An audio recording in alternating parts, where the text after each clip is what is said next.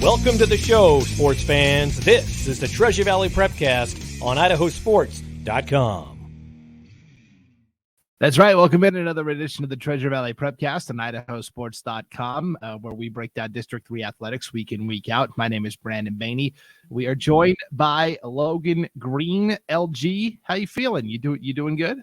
Good, yeah. It sounds like you might have gotten what I had last week. Last week, man, I don't know what it was. I got slapped by something, but I'm ready to go. At least it's not next week, right, at the state tournaments that everybody's getting everything. Yes. Silver lining, we're all getting our sickness out of the way before state. So, yeah, you might be wondering, where was the Prepcast last week? Like, Logan physically could not talk. Like, you had yeah, it was really bad. It would have made for a very interesting Prepcast where I would just say a bunch of stuff and you would either nod or shake your head if you agree. Thumbs up, Brandon. Thumbs up. Yeah.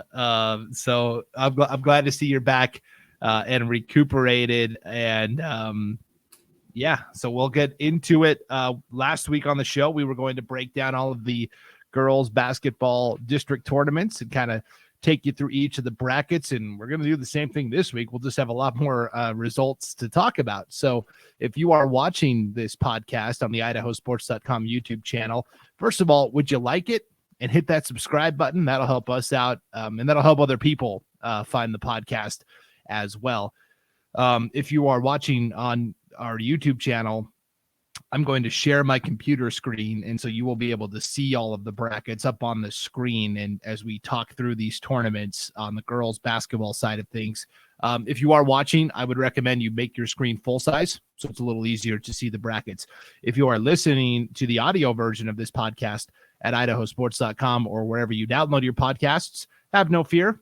Right at the top of our homepage, IdahoSports.com, we have all of the girls basketball district brackets there, and you can follow along that way. So here we go, Logan.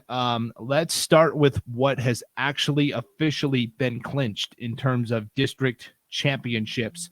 And I guess that means we're going to start at the lowest level, the 1A D2 Long Pin Conference. We were actually here to broadcast these games on Tuesday night on IdahoSports.com at Meadows Valley High School, where the top-seeded Council Lumberjacks defeat Garden Valley, the 2 seed, 63-44, and Council, once again, the district champions and headed to state.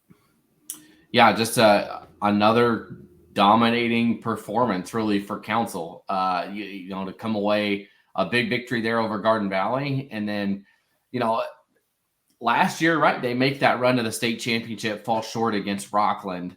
And I think anybody that is left or anybody out there in the 1AD2 tournament this year that's going to want it, I think it's Council. Nobody wants it more than Council. I'll say that. I think you're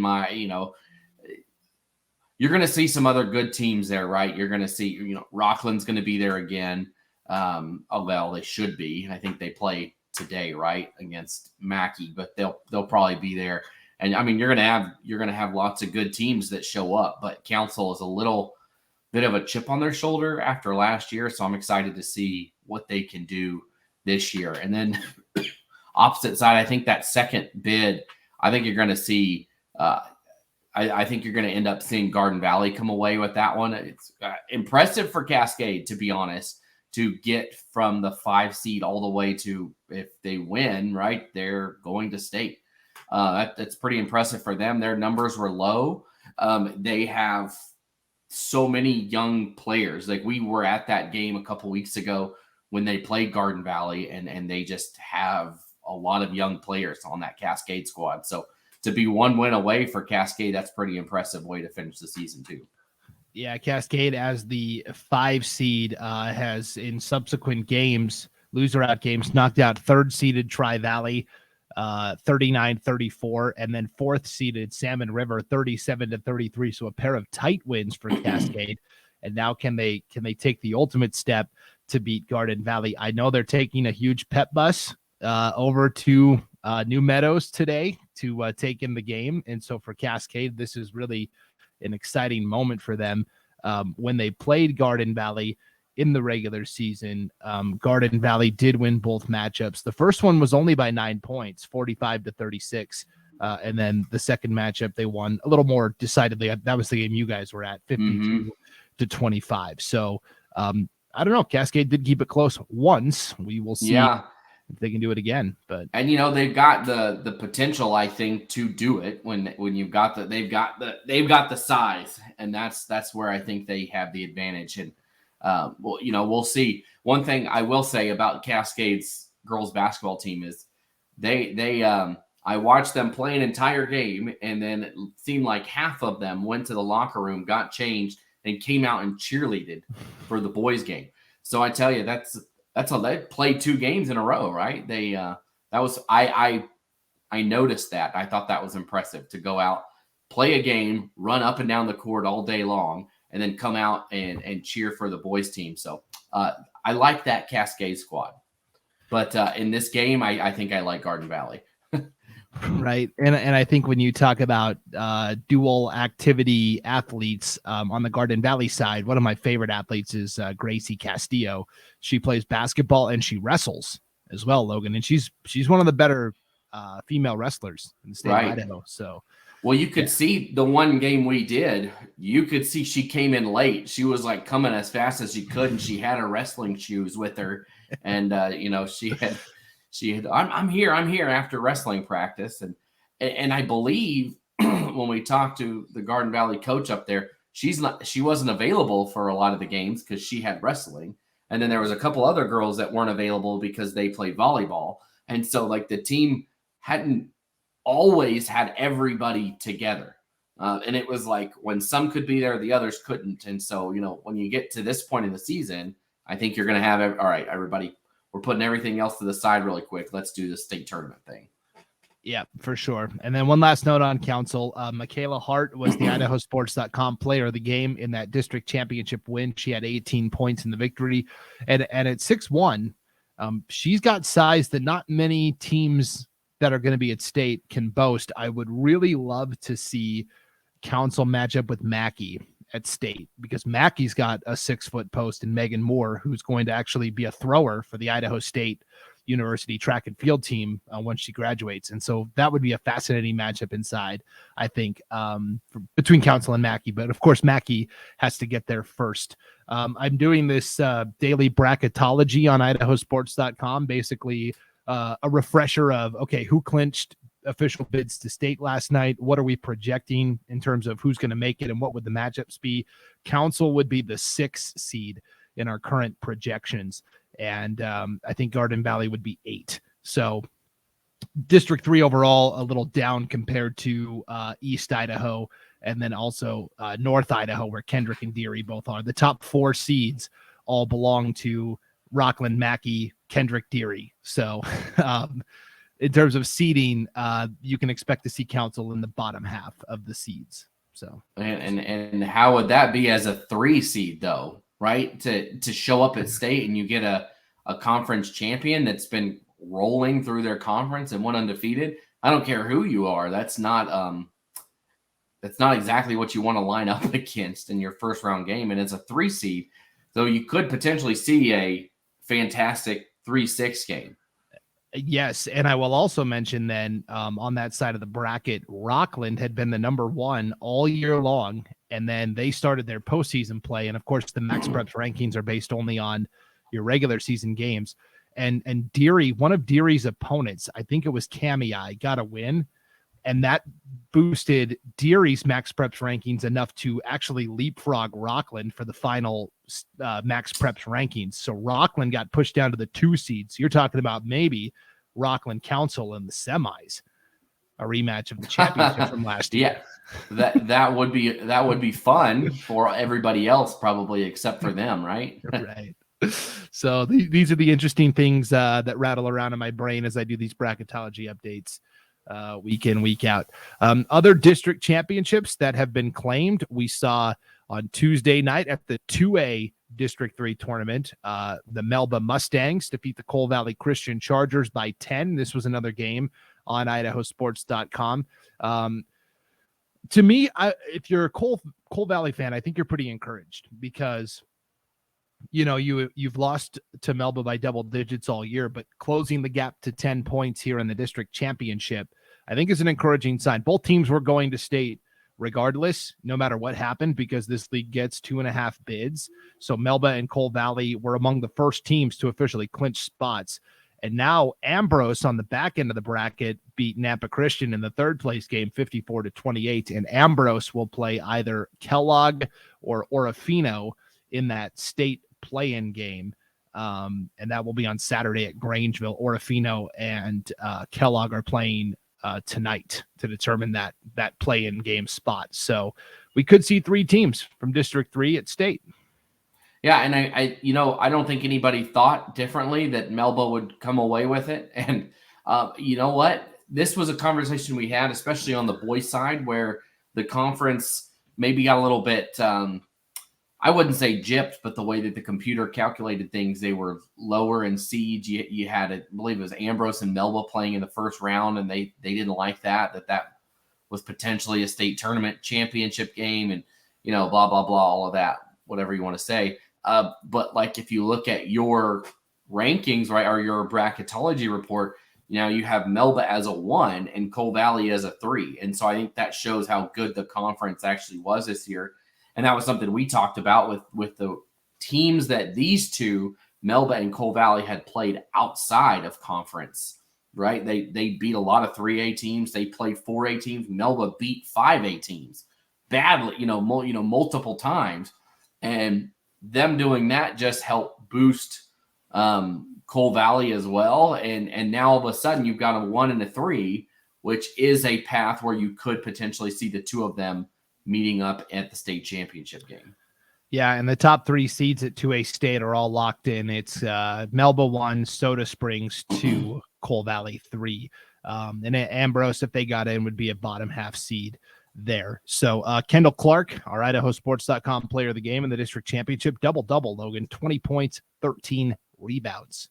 And there's a lot taller players on that Melba roster than Kendall Clark.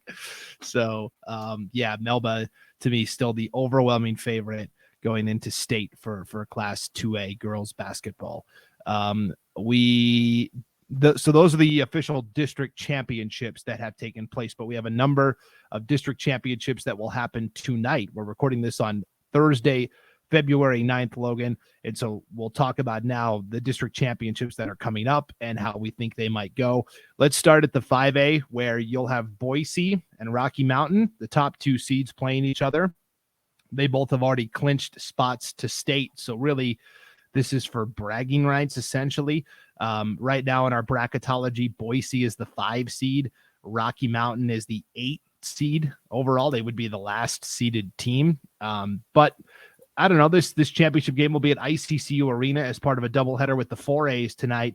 I like Boise here, but what do you think? Yeah, I do too. It is kind of crazy to look at the bracketology, though, and you see the bottom 4 seeds are all the 5A SIC teams.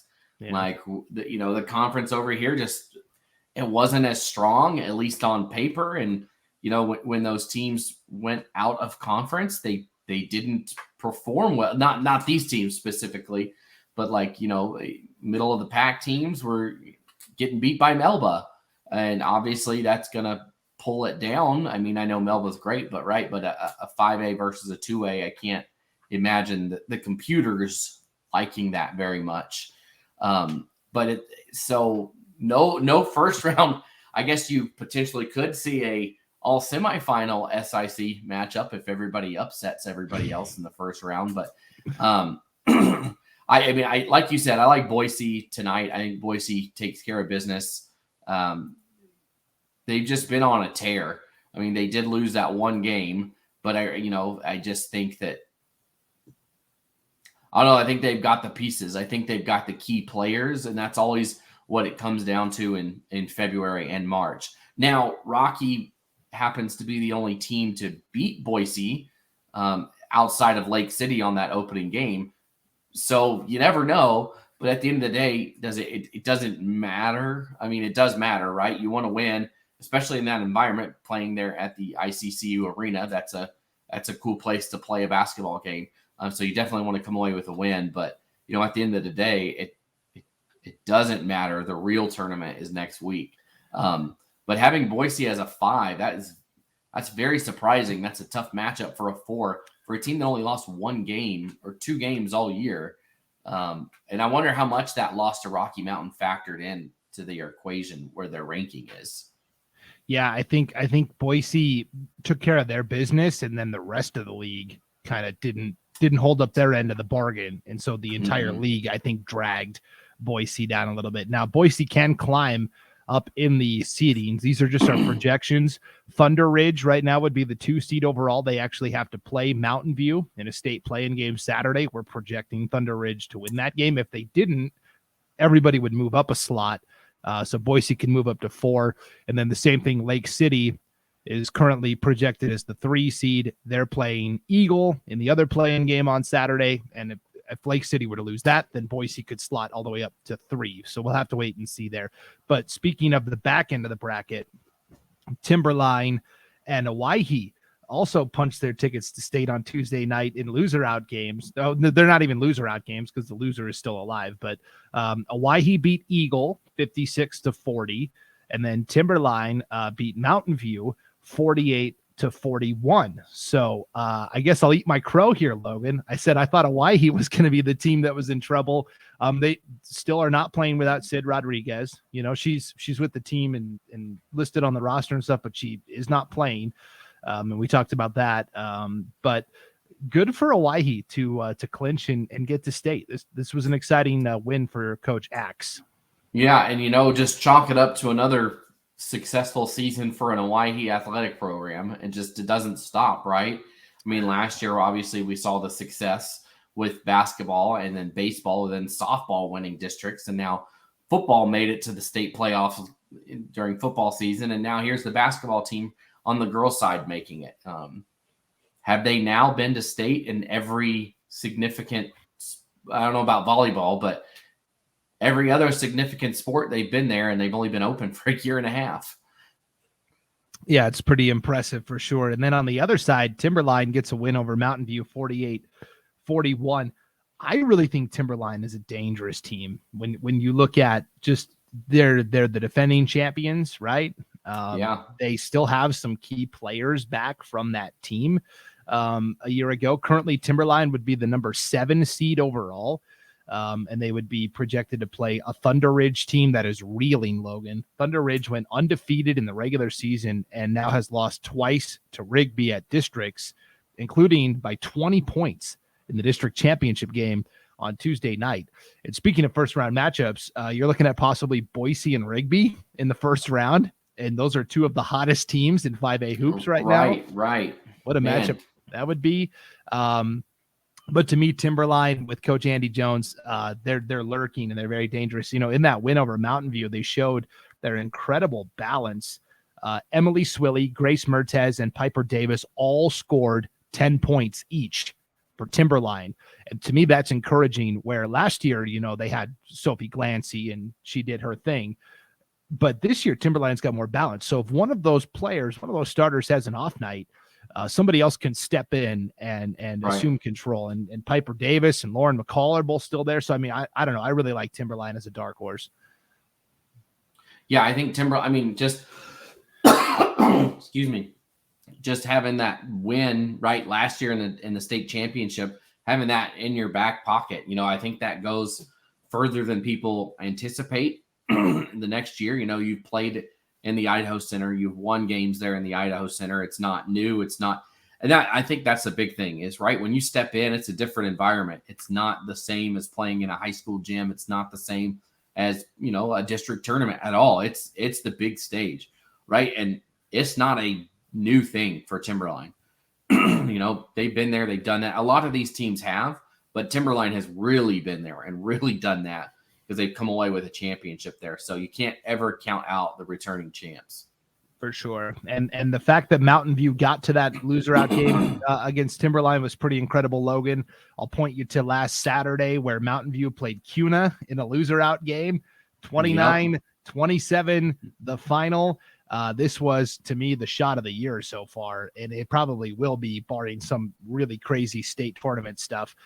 Cuna's got the ball. They're shooting a 1-1 with, I don't know what, like 6 seconds left, and Cuna's up 27-26.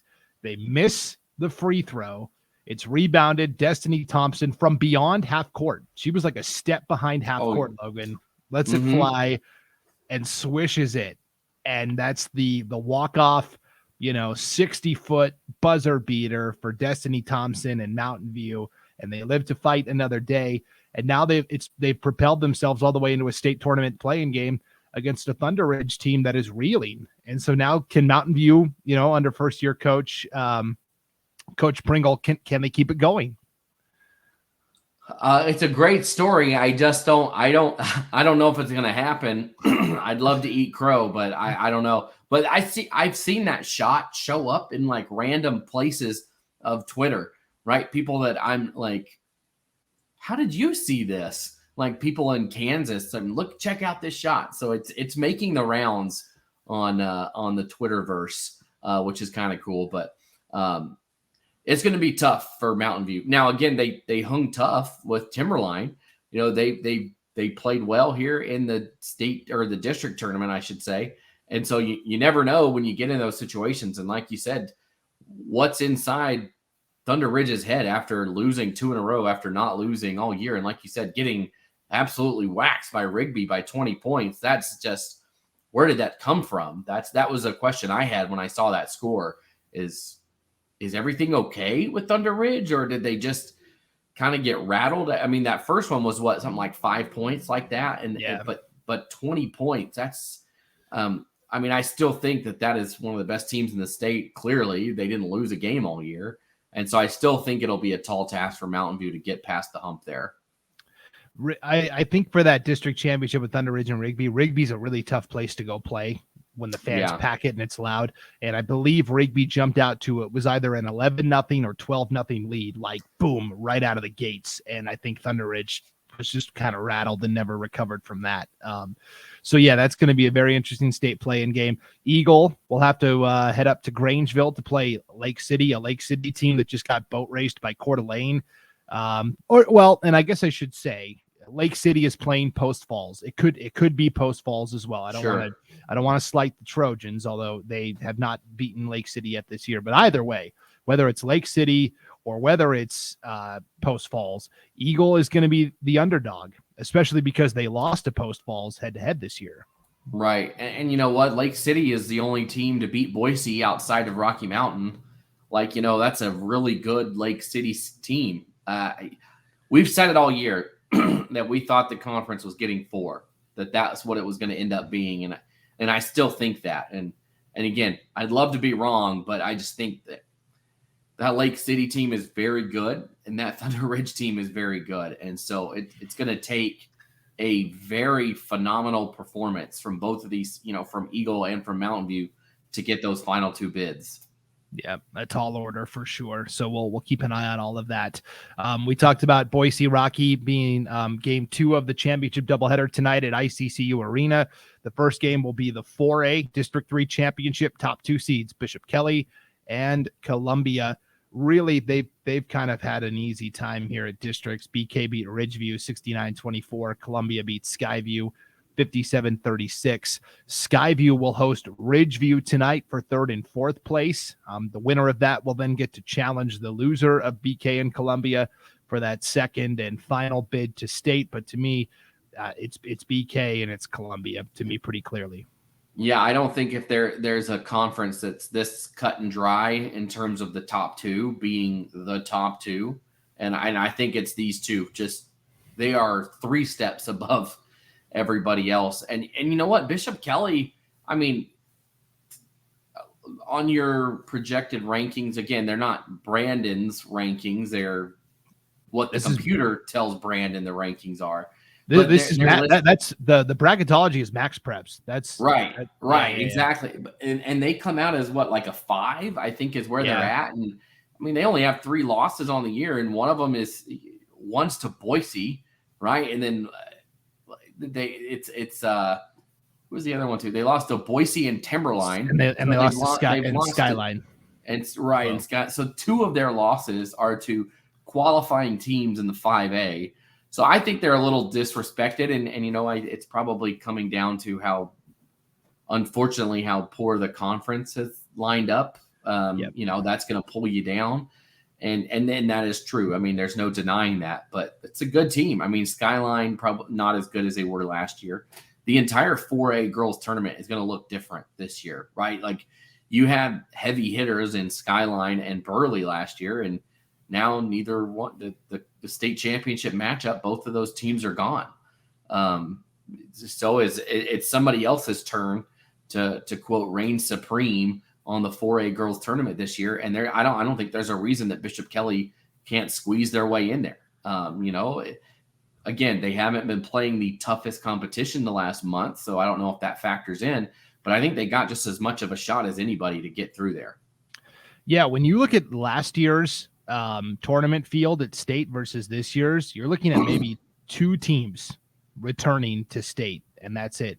You had last year Century, and they have to play Pocatello tonight. They're the underdog. We're not projecting Century to get back to state. Mountain Home, they're still alive in their district. They could possibly get there, but right now we're not projecting that.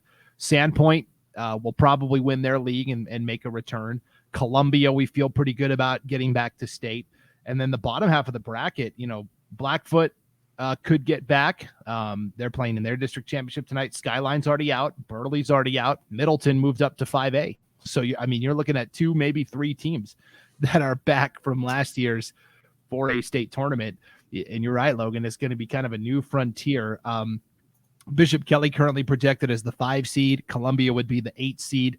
And what's interesting is that BK would play Pocatello if the Thunder were to get there in the 5-4 matchup. Those 2 teams played at the East Idaho Holiday Shootout at Skyline back in December, a game that we had on IdahoSports.com, and BK only won by 3, 55-52. What a rematch that would be. Yeah, I mean, and I think that just shows that BK is right. I think that those top, maybe Shelley is a step above everybody else, possibly, but the 2, 3, 4, 5, I think they're all a clump, and I wouldn't be surprised. It just wouldn't surprise me to see a 4-6 state championship. I'm not looking at the bracket, so I don't know the exact lineup where people face off, but to see a 6, a 5, 6, or a 7 somehow sneak their way there, it just wouldn't surprise me. And you know what? One I'm excited for is Sandpoint. I feel like the last few years, they had been right there and getting a little bit better, but then they just run into these buzzsaws of teams, right? Where, here, face this Blackfoot and Century team that haven't lost all year. Oh, hey, here, face Amari Whiting and Burley. And they've just kind of just had these tough matchups. And now, I feel like the playing field is leveled just a little bit. And maybe even Sandpoint has an opportunity to sneak in there and make some noise next week. For sure. I will tell you, state tournaments next week, of course, on IdahoSports.com. We're going to provide audio coverage for every single game across the entire spectrum. Next week on the Treasure Valley Prepcast, Logan, we'll just do our usual live state girls basketball tournament preview show, and that will take the place of the regular podcast. We'll do our live state girls basketball preview show, and then I'll put it in the podcast feed for the Treasure Valley Prepcast. But Logan, you're going to be at the 1A D1 tournament. I'm going to be at the 4A tournament, and I'm trying to do prep and that kind of stuff, and not a single team has actually clinched a spot yet in 4A. It's very frustrating.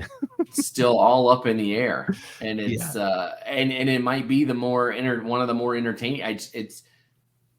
I don't know who the favorite is there, so that one should be a fun tournament to be a part of. Yeah, for sure. So Bishop Kelly Columbia tonight, winner will clinch an automatic bid to state. 3A District 3 championship is tonight as well at Parma. It is the Parma Panthers top seed against Weiser, the 3 seed. Weiser had slipped. They had lost to Fruitland at the end of the regular season. Fruitland actually got the 2 seed by virtue of that.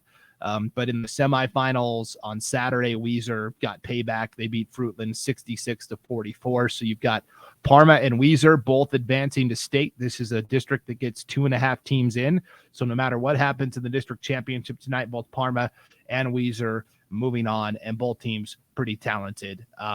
On the back end, you've got Fruitland hosting McCall-Donnelly tonight in the third place game. The winner of that will advance to a state play-in game against the winner of Marsh Valley and Teton. Those two teams are playing tonight in a regional play-in game. I saw Teton with my own eyes on Monday night, Logan.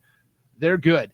If it's Fruitland that gets through, Fruitland and Teton, oh man, that's going to be quite a battle for that last spot to state.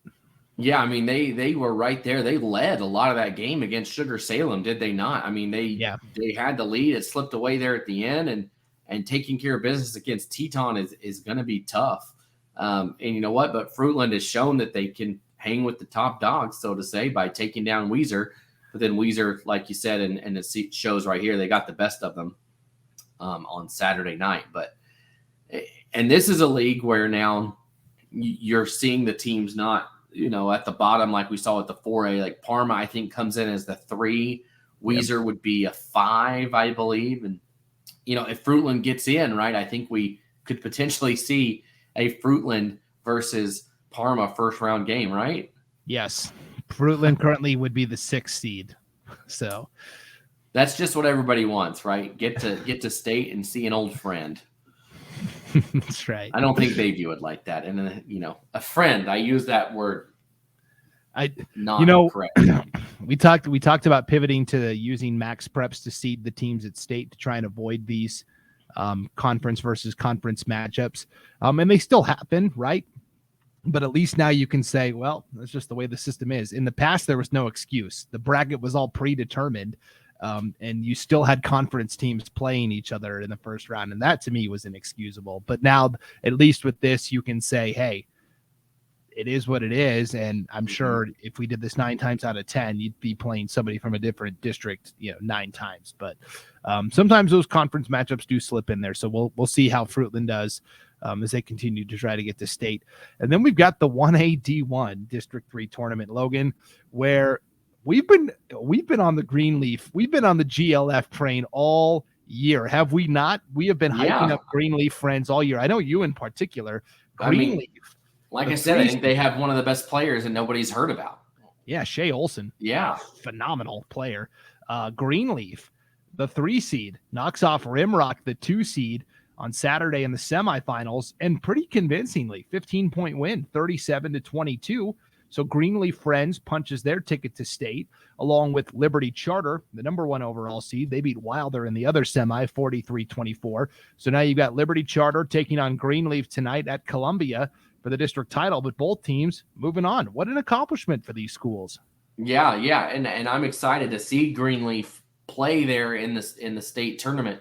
And when you look, though, at the predetermined or, the max preps rankings right now, if everything holds, Greenleaf would have a daunting task in the first round. But hey, what do you want? You want the best, right? You want to be able to go up against the best. And Greenleaf probably going to get an opportunity to go up against the best in the first round. But congrats to them for finding a way to get in here. Liberty Charter, it's just, copy and paste year after year. They seem to, doesn't matter who's there at Liberty Charter, but they're going to be at state. They seem to always be in the mix. And then Rimrock always as well, but they're going to have to fight through the other direction. Yeah, Rimrock will play Wilder in the 3rd place game tonight at Columbia at 6. It'll be a 7:30 doubleheader. And then, if Rimrock wins that, very tall order, they're going to have to play, I haven't typed it in yet up here, but they're going to have to play the District 5-6 champion, Grace. And Grace is good. I mean, if Grace makes it to state, they'd be the 4 seed overall, but they're 18-4 on the year. They've got a lot of tall players inside. So to me, Rimrock, they've got their work cut out for them. Kyla Jewett, great coach though. And if anyone can do it, it's her. So good luck to Rimrock. Yeah. I mean, Grace has been the one to throw a wrench in the Lapway dynasty, so to say, winning a state championship a couple years ago. And so, yeah, like you said, it's tough to. Here's your play-in game. You made it. Oh, why don't you go ahead and play a district champion for your play-in game? Oh, thanks for that. So it'll be tough, but it'll be fun to see Liberty Charter and Greenleaf out there at the state tournament next week. Yeah, and currently Liberty, the 7 seed, Greenleaf, the 8 seed, they would play Prairie and Lapway, respectively, from the White Pine League. Those two played each other for the district championship last night, and Lapway won by 20 plus. So it's kind of Lapway's world, and we're all just kind of living in it. And this happened. I know we'll talk about that tournament next week, but yeah, that's what happened last year. I mean, Prairie is projected to be the 2nd seed, and they just lost to the top seed by over 20 points. You know, it's like you said, it's Lapway's world, and we're all just living in it. Yeah, for sure. So that's what's going on with girls district hoops. Yeah, we're getting close to the finish line here for state. Logan, I did want to touch on boys basketball real quick. Nothing too earth-shattering in terms of results. You know, all the teams that we're expecting to win continue to do so as we gear up now for district play. That will start next week with some of these districts. So we are working on getting those boys district brackets finalized. They should be up on the website by the end of the week. But in the 5A SIC, Mountain View got that early conference win over Owyhee, and then they had kind of just been rolling along, and then they finally stumble and suffer their first district loss of the season to Eagle. The head scratching continues in the 5A SIC. Yeah, because Eagle last week lost to Middleton, who has been, in the thick of things, but not. They're kind of towards the bottom of the league, and I love that. I'm sure you could do a circle now. You could complete a circle with the conference with so-and-so beat so-and-so. Have you ever seen those where a conference, everybody's beating everybody? I think you could do that with the 5A SIC now. That is, just what's going on. And you know what? Makes for a fun March, right? Depending on where people are going to go. I think they have the 5A SIC has that initial round of districts on Saturday, or is it the next Saturday? I think it's next. Can never remember which Saturday. One it is, but they, based on what we've seen so far, there's no reason that there can't be something crazy to happen there. With Eagle taking, they won by 14 points, I think, right? Yeah. In that game, just never know. There's not an off night in the SIC. I guess that's the way to put it. Yeah, 64-50 was the final Eagle with the win. I mean, when you look at the league standings right now, Mountain View and Owyhee are both 10-1. Timberline, Eagle, and Meridian are all 7-4. Centennial, Bora, and Cuna are all 5-6. Boise is 4-8. And then Middleton, Capital, Rocky, and Nampa are all 3-8. A lot of parity in the league. Yeah. Everybody's clumped together in their own respective pods. Gosh, how are they going to sort out those tiebreakers to seed these teams at districts? That's going to be a headache. Because a lot of it is, we beat them and they beat them and they beat this team. And that's going to be a mess. Oh, man. Maybe one or two more games, some stuff will settle apart. But I'm going to nominate that the tiebreaker be determined by, who had the higher seed in girls basketball? And that's how it depends on where your girls team was. Yeah, right. That's what you get. It's a good idea. It'd be fun for sure. So yes, the wildness continues in postseason basketball wrestling districts next week as well. We talked about that and more on the Idaho Mat Chat Prepcast last night on the IdahoSports.com YouTube channel, Facebook page, and Twitter account.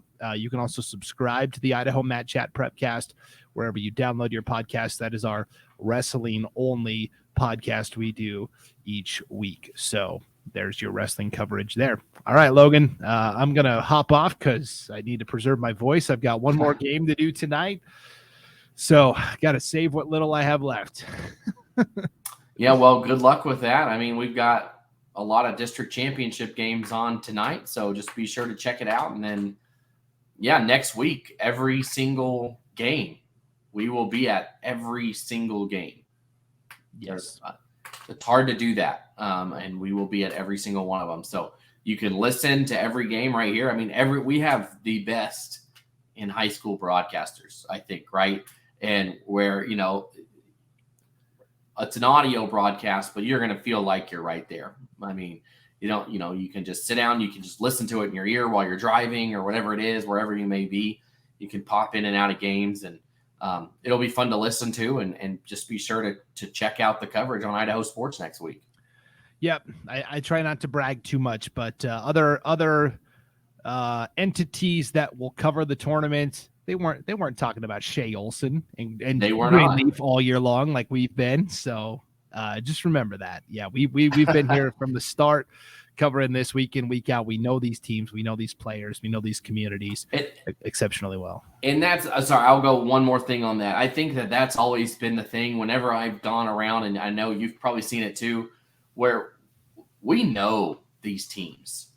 And you're not just going to get somebody showing up at the gym to cover the game. You're getting people that have, you know what? I've seen Lapway for 3 straight years. I know who they are. I know that, I've seen her play since she was a freshman. Oh, I've seen her play since she was a freshman. I know what you're going to expect to see out of this. Prairie, I've seen, that's what you're going to get. You're going to get that flavor of, we know these teams. Yeah. And you're not, that's worth the listen in and of itself. And we pride ourselves on that. So just be sure to tune in and listen to a couple of games next week, because you won't regret it. It'll be good. Yeah, it's a good way to kill the time for sure. And of course, we have video coverage still of some district championships tonight. Yep. As Logan said, you can see the broadcast schedule by clicking on the game streams tab on the homepage at IdahoSports.com. All right, thanks for tuning into the Treasure Valley Prepcast, everybody. Girls State Basketball preview show headed your way next week. So until then, for Logan Green, I'm Brandon Baney, and we'll see you next time on IdahoSports.com.